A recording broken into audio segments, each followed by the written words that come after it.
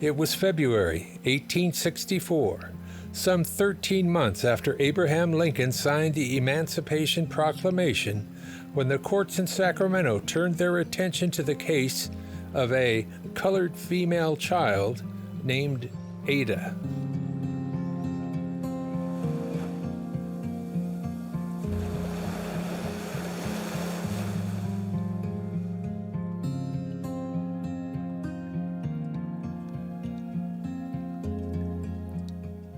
We don't really know what she preferred to be called, and she may have gone by multiple names because there were people trying to hide her identity because she was enslaved in a free state.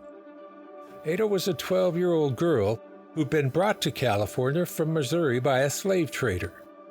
In early 1864, she was sold to a man named Walter Gammon, who now held her in a rural area on the east bank of the Sacramento River, about 15 miles south of the city.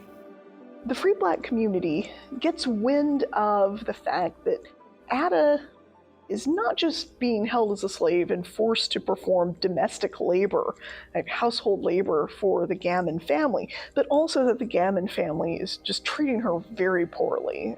Ada was freed from captivity by a man named Daniel Blue. A former slave from Kentucky, Blue was unquestionably one of the patriarchs of the black community in early Sacramento. By 1857, the black community was only roughly about 10 years old. So in that time, they were able to pull together the framework of a community.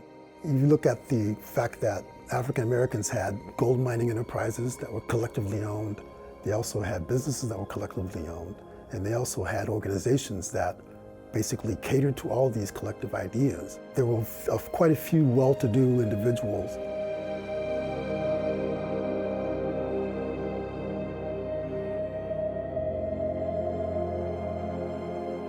It really made sense that Daniel Blue, as a representative man of Sacramento's black community, should be the one to step forward and go before the probate courts in this case and say, there is this child who is being held as a slave, and she needs a better guardian.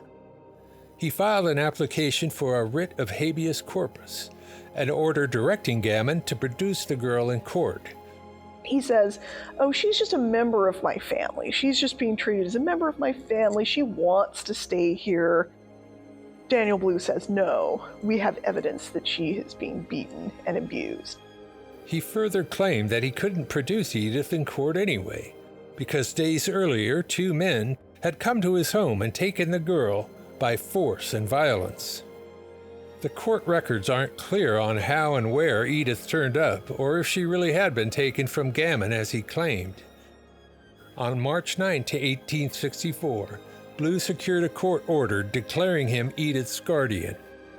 It was a landmark case and is considered the last slave case in California.